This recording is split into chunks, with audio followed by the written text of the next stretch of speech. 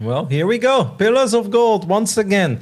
When this map was introduced the first time, I was like, I'm not sure if I like this map. It doesn't look that cool, but it's actually an awesome map. I've been enjoying playing on it a lot. I've been watching a couple of fantastic games on it already. Let's hope that this is another one. In the bottom left side, look at the main base of the man who just dismantled Eric in a very convincing manner. It is Kalazur. In the top right is the red Zerg. He is Jim Rising, the lovable scamp of the region, I suppose. People know him. People sometimes don't like him, but can be a little controversial, I suppose. But always a fun watch, that's for sure. Yeah, I think he's a real hero of the Latin American scene. But obviously, if you're a hero, you know, sometimes you get a little carried away in that. And every now and then, Jim makes a couple of statements that other pro gamers like to tease him for, and then Jim doesn't like it. But, you know, altogether, everybody knows that Jim is a good dude who cares a lot about StarCraft. He has done an insane amount of casting in his career already in Spanish. And obviously, on top of that, he's got a fun stream as well, where even if I don't speak Spanish, I'll tune in every now and then. It's really fun as well, because sometimes on the NA server, he will just play like the same opponent, like 7 or 8 times in a row. And I'm like, I actually hate that. Like, it's not even like I'm mentally strong or weak. It's just like after 2 or 3 games, I'm done playing the same person on ladder, and I'll just wait until they have a game. Jim doesn't stop. He will just queue into the same person 8, 9, 10 times in a row. And I'm like, damn, even if it's not going well, he will just keep on queuing. So he definitely has the warrior spirit. Hey, you're a little weird, though. You also like to veto the map you just played on. Mm-hmm. Yeah, I don't think that's weird. Okay. That's nice. It gives you like something new to look at after every single game. Well, I don't think it's bad, but I do think it's uncommon. It is uncommon. Well, you called me weird, okay? I'm sorry. Oh, no. Anyways, yeah, Jim Rising, I think there's a lot of things to love about him. And if you don't know that he streams and casts, he absolutely does. Been like actually really grinding on the casting occasionally, but still always keeping his status as a very good player. Winning a lot of Regions tournaments, in fact. And, well, it is just a matter of going up against Kalazur, who has kind of evolved past his roots. That's a good snipe on that drone. And is now a world-class player, really, including, you know, moving around the world. America, living in the Netherlands, yeah. Living in Korea as well for a little while, right? He's been everywhere. Been participating in a lot of tournaments throughout the years. A couple of times we kind of thought that the era of Kalazur was over, but then he's shown us, he's like, nope, guys, even if I play a little less for a couple months, I am still incredibly good. And if you then give me some more time to really get in shape, I'll duke it out with the very best again in the foreign region. And there are very few players that are happy when they say they have to play Kalazur in one of these, you know, EPT tournaments or previous WCS tournaments. Kalazur is one of these players that you rather avoid because you know he's dangerous. He's just all around solid and he's crazy fast as well.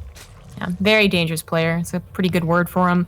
Chases, mid-game all-ins, old and new metas, still something that'll bring out every now and again. I feel like that kind of the 2-base push has actually been more popular than I expected, but that does have to do a lot with Submarine being in the map pool, which it just hasn't been in the map choices so far of this tournament. So I don't think we'll see that. Kalazur is going up to a standard. It looks to be 3cc eventually. He wants to get sight in the main base to determine that lair timing. He knows it's on the way.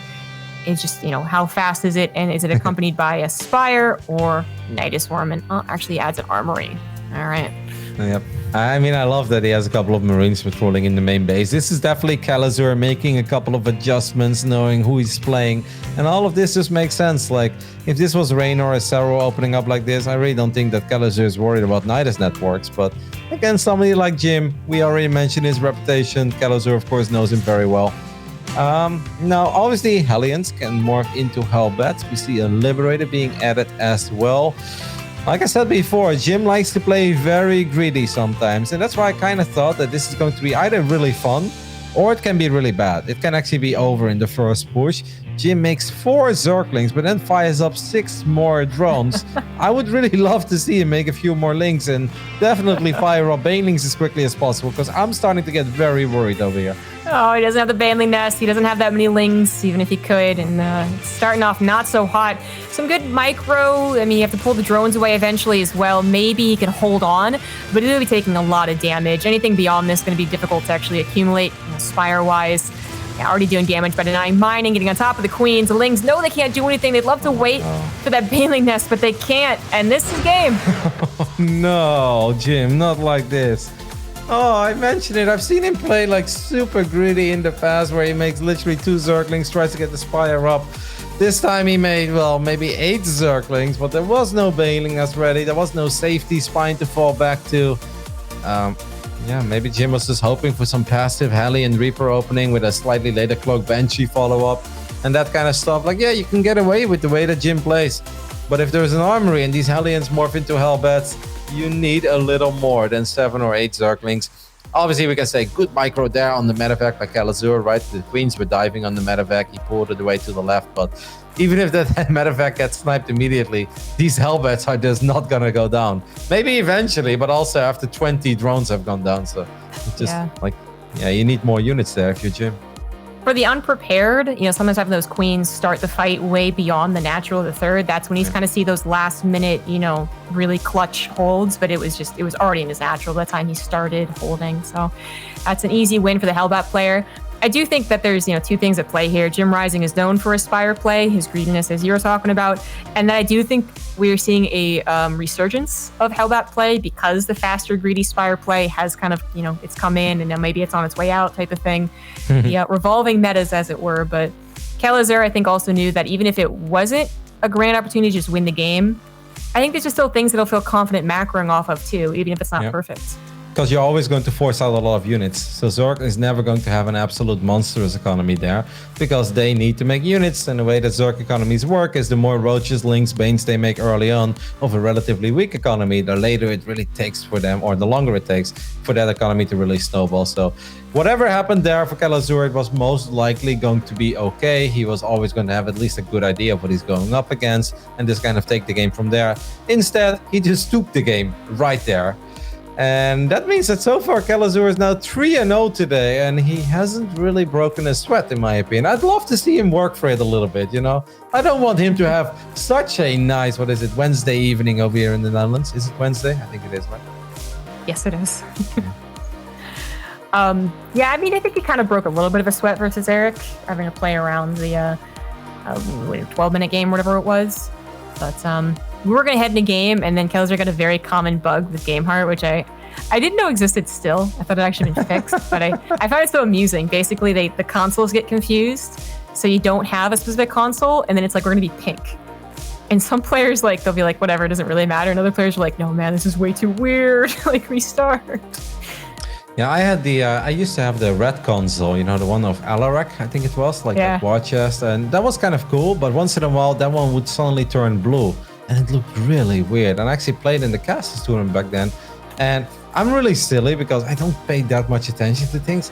And I was in the game, I'm like, something is really bothering me and I just can't quite pinpoint it. I was like, I'm pretty sure my console is not supposed to not supposed to look like this. But I'm like, well, I'll just roll with it. I just played my games. And I was like, it is what it is. But apparently right now, Kalazur had a pink one. And Kalazur said in game, he's like, I can play with the blue one. That doesn't bother me. He's like, but this one is not tolerable. So that's kind of funny. It's pretty bright. So I actually have you had the pink one? I haven't had it. I've seen screen caps of it. There's a player who was like, yeah, I got it. And I was like, oh, that happens. And he still felt the need to provide proof, I guess. So, plus it's the console color of one of the co-op commanders, I forget. And I just was like, I remember looking at it and being like, even when it's on its correct console, I don't like that hue. I don't like how bright it is.